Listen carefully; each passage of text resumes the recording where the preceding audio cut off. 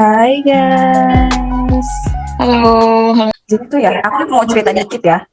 Jadi tuh kemarin aku sempat baca berita. Nah, di berita itu tuh dijelasin kalau terdapat sekitar 300 juta orang yang mengalami depresi serta gangguan mental atau gangguan kecemasan. Nah, salah satu penyebabnya adalah tekanan kerja. WHO itu memperkirakan hal tersebut menyebabkan menurunnya produktivitas sehingga menimbulkan kerugian ekonomi global sekitar 1 triliun US dollar setiap tahunnya. Nah, banyak banget penyebab masalah kesehatan mental pada karyawan. Kita akan membahas satu persatu ya. Jadi, yang pertama itu tuh ada hubungan dengan atasan. Penyebab masalah kesehatan mental karyawan yang paling pertama itu adalah adanya kendala pada hubungan dengan atasan. Umumnya, para atasan seringkali menekan karyawan untuk dapat multitasking dan bekerja dengan cepat. Terus, pemicu lainnya itu adalah karena target yang kurang realistis dan dalam waktu yang singkat, serta memberikan tugas di luar job description karyawan itu sendiri. Kayak gitu tuh. Wah, bener banget nih yang pertama tadi. Tapi ada juga loh yang kedua. Yang kedua itu adalah masalah dengan rekan kerja. Nah, selain adanya masalah dengan atasan dan juga kurangnya waktu untuk diri sendiri, adanya masalah dengan rekan kerja juga itu dapat memicu masalah kesehatan mental pada karyawan loh. Nah, pada saat bekerja, karyawan kan pasti berhubungan dengan karyawan lainnya nih. Dan itu tuh kadang terdapat beberapa karyawan yang sulit untuk diajak bekerja sama dan juga akan menghambat pekerjaannya. Nah, jadi masalah-masalah ini nih yang bisa membuat kesehatan mentalnya karyawan tuh menurun. Ini juga ada nih dari yang ketiga, itu adanya beban kerja yang berlebihan. Kan kadang tuh dari bos atau dari yang lainnya suka banyak tekanan-tekanan gitu kan, kayak ngasih kerjaan tuh kadang berlebihan. Nah, ini kadang dari beberapa perusahaan yang tertentu memberikan beban kerja yang di luar kapasitas dari karyawannya. Selain itu juga ada jam kerja yang terlalu berlebihan. Biasanya kan kadang suka jadi lebih larut malam pulangnya, kayak lembur yang di luar batas jam kerja gitu. Nah, ada juga tekanan dari lingkungan yang terus-menerus. Hal tersebut juga dapat membuat seseorang jadi stres atau bahkan bisa juga mempengaruhi dari kesehatan tubuh si karyawan tersebut. Nah, karena ketika stres ini, tubuh kan biasanya bakal ngeluarin kayak hormon kortisol yang juga dapat memicu penyakit. Jadi itu salah satunya juga dari beban-beban kerja ini bisa mempengaruhi mempengaruhi timbulnya stres gitu. Oke, benar banget sih.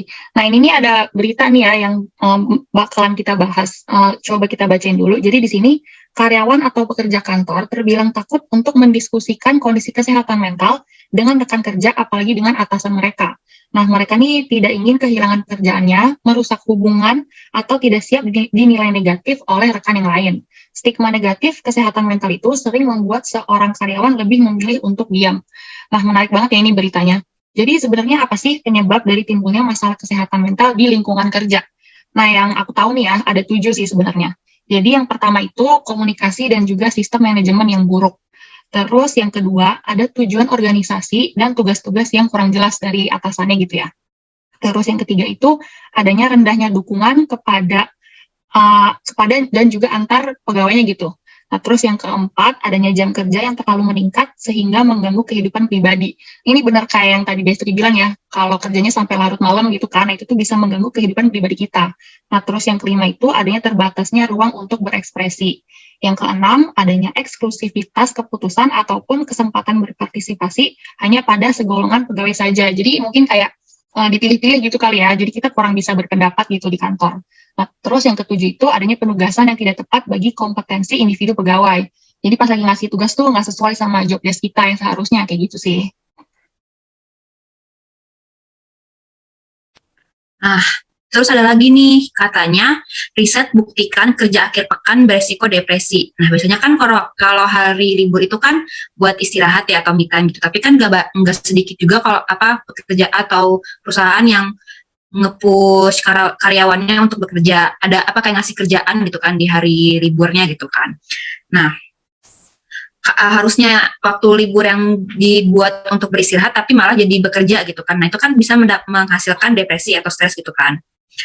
Nah, menurut riset juga dari Reuters, riset dari Inggris telah membuktikan bahwa bekerja saat akhir pekan beresiko menyebabkan depresi. Untuk membuktikan hal tersebut, peneliti menganalisa data survei representatif dari 11.215 pria dan 12.188 wanita di Inggris. Data tersebut dikumpulkan dari tahun 2010 hingga 2012. Lalu dari analisis data terungkap bahwa pria dan wanita yang sering bekerja saat akhir pekan beresiko besar mengalami depresi. Menurut psikoterapis Anita Gavia-Smith, banyak orang berpikir mereka perlu meluangkan waktu di akhir pekan untuk mencapai tujuan karir mereka. Padahal hal ini mengganggu kestabilan psikis mereka. Oke, di sini aku lanjut akan menjelaskan cara tahu atau cara mendeteksinya. Dalam hal ini, Departemen Human Research dan Health Safety Environment di sebuah perusahaan bisa bekerja sama untuk mendeteksi kesehatan mental ini, apalagi untuk karyawan. Masih disebutkan oleh Dr. Yudiana Ratnasari dalam workshop mental health ada beberapa cara yang bisa dilakukan. Yang pertama itu observasi. Apa sih yang dimaksud dengan observasi ini? Yaitu dilakukan sebagai langkah awal yang bisa mendeteksi gangguan kesehatan mental si karyawan ini. Contohnya itu seperti presensi karyawan, penampilan fisik, dan perawatan diri. Lalu ada penilaian kinerja, komplain dari rekan kerja atau customer atasan divisi lain, dan kepatuhan terhadap aturan. Yang kedua, ada wawancara. Apa sih wawancara ini? Hal yang bisa ditanyakan untuk deteksi awal kemungkinan masalah psikologis antara lain yaitu jumlah jam tidur dan siklus tidur harian, jumlah asupan makan, dan relasi interpersonal yaitu kebiasaan yang dilakukan saat ini. Yang ketiga ada life records, yaitu berbagai data atau catatan tentang sekolah, kesehatan, keuangan, dan surat, buku harian, foto, dan penghargaan. Lalu yang terakhir, yaitu yang keempat, ada alat ukur kesehatan mental, yaitu kuesioner yang digunakan dalam penelitian ini mengacu pada yang tercantum dalam Peraturan Menteri Ketenagakerjaan Republik Indonesia Nomor 5 Tahun 2018 tentang keselamatan dan kesehatan kerja, lingkungan kerja yang berdasarkan pada stress diagnostic survey. Nah, dari tadi kan kita udah bahas nih mengenai kasus, ada data juga, terus gimana sih caranya deteksi juga udah dikasih tahu dong tadi, ada banyak caranya nih, gimana caranya buat ngasih tahu. Nah, pastinya dari semua yang tadi udah kita bahas, ada solusinya atau jalan keluarnya. Gimana sih caranya buat para karyawan yang merasa atau yang sudah didiagnosis mengalami gangguan di kesehatan mental. Jadi ini dilansir dari WHO atau organisasi ini memiliki tanggung jawab untuk mendukung kesehatan mental masing-masing pegawainya dengan cara menciptakan yang pertama lingkungan kerja yang sehat, jauh dari faktor-faktor eksternal yang menyebabkan tergantungnya kesehatan mental. Baik, nah ada juga cara untuk sebagai individu gitu. Sebagai individu, pegawai bisa saling memberi dukungan antara pegawai satu dengan pegawai lainnya. Dengan bersikap lebih bersimpati dan berempati ketika ada rekan kerja yang mengeluh atau terlihat gangguan kesehatan mentalnya yang tidak memberi stigma-stigma negatif, yang memperburuk keadaan mentalnya, pegawai juga tidak mampu memberikan dukungan psikologis. Jadi mungkin bisa nih kalau misalkan, ini kali ya contohnya, kadang kan ada yang ngeluh nih, capek banget deh, kayak kerjaannya banyak banget, nambah, nah rekan kerjanya tuh bisa pakai cara dengan kata-kata yang memberi semangat, kayak semangat deh, supaya nanti kerjanya biar cepat selesai, jadi kerjain aja pelan-pelan, jadi kasih kata-katanya itu biasanya kalau di psikologi lupa, kayak memberikan kata-kata yang kecil tapi artinya bermakna, itu bisa ngebantu banget untuk kesehatan mental seseorang loh. Jadi kalau misalkan ada pegawai atau teman yang udah ngerasa kayak gitu, kalian boleh banget untuk memberikan kata-kata kecil aja tapi memberikan dampak yang besar. Oke, benar banget nih. Nah, selanjutnya ini ada beberapa contoh program yang bisa mengedukasi mengenai gangguan-gangguan kesehatan mental di kantor gitu ya. Nah, contoh programnya yang udah teruji nih, yang pertama itu udah diterapkan dan juga dirintis oleh pemerintah Australia. Nama programnya yaitu Beyond Blue Workplace National Program, yang merupakan program edukasi yang dikembangkan untuk membentuk perusahaan ataupun organisasi. Jadi ini tuh untuk mengatur gangguan-gangguan kesehatan mental yang sering muncul. Nah, penyakitnya itu seperti depresi ataupun juga kecemasan. Nah, sasaran dari programnya ini itu untuk karyawan, terus bisa untuk manajer, bisa untuk HRD, dan bahkan untuk eksekutifnya. Nah, terus program yang kedua itu ada Sane Mindful Employer Program. Nah, sebelum program yang dikembangkan oleh Sane Australia ini, program ini itu bertujuan untuk memberikan keterampilan-keterampilan dan juga meningkatkan kepercayaan diri pada karyawan untuk merespon secara efektif tanda-tanda gangguan mental di tempat kerjanya nih, kayak gitu. Keren banget. Nah, tadi juga kan kita tuh udah ngebahas mengenai stres ya. Nah, karyawan yang mulai mengalami stres itu biasanya bakal menunjukkan beberapa tanda nih. Misalnya tuh kayak mulai menarik diri, kurang motivasi atau semangat, sehingga produktivitasnya menurun. Terus juga ada yang jarang masuk kantor. Itu sih yang paling bahaya. Nah, karena demi keuntungan bersama, perusahaan tuh perlu banget ngelakuin beberapa upaya untuk mencegah atau mengatasi masalah kesehatan mental karyawannya nih. Yang pertama itu ajak karyawan berbicara. Komunikasi adalah hal yang sangat penting dalam kegiatan sehari-hari. Jadi, ketika karyawan mulai kelihatan nih buat kurang semangat dan produktivitasnya juga udah mulai menurun, nah disaranin banget buat para atasan untuk mengajak karyawannya itu berbicara, kayak ditanya ini gimana kabarnya, terus apa yang menyebabkan produktivitasnya ini menurun. Nah, dengan para atasan nih harus banget ngedengerin baik-baik mengenai keluhan karyawannya. Terus juga tanyain gimana cara mengatasi keluhan tersebut. Nah, terus ada lagi nih yang kedua, yaitu ciptakan budaya dan lingkungan kerja yang positif. Nah, sebagai bentuk upaya mengurangi masalah kesehatan mental pada karyawan, ada baiknya perusahaan mulai menciptakan budaya dan lingkungan yang positif dan kurangi juga beberapa faktor yang berhubungan dengan stres kerja. Nah, seperti itu. Ketiga, ada bantu karyawan mengatasi stres apapun penyebabnya. Nah, stres dapat mempengaruhi produktivitas si karyawannya. Maka ada baiknya perusahaan memberikan bantuan kepada karyawan untuk mengatasi kondisi tersebut. Hal ini bisa dilakukan dengan memberikan cuti tambahan kepada karyawan untuk dapat beristirahat dan menenangkan diri si karyawan ini, atau menyediakan jasa konsultasi untuk karyawan. Mantap banget. Nah, tadi kan udah dijelasin tentang upaya untuk mencegah atau mengatasi masalah kesehatan mental gitu ya. Nah, jadi jika stres yang dialami karyawan ini disebabkan oleh kurangnya keseimbangan hidup atau kekhawatiran pada karir, perusahaan itu bisa mempertimbangkan beberapa hal nih. Misalnya itu memberikan program pengembangan karir, mendukung karyawan untuk mendapatkan keseimbangan kehidupan pribadi dan juga kehidupan kerjanya, dan juga bisa memberikan apresiasi kepada karyawan. Bener banget tuh apa yang tadi udah dijelasin. Terus ada juga faktor yang paling penting dalam lingkungan kerja agar terhindar dari masalah kesehatan mental. Jadi, menurut Littlefield, Stiltzil, terdapat 5 pilar dalam tempat kerja yang sehat secara psikologis, yaitu kepemimpinan yang suportif, kejelasan peran, keterlibatan karyawan, pengembangan, dan pertumbuhan, serta antusiasme. Nah, yang pertama itu tadi kepemimpinan yang suportif.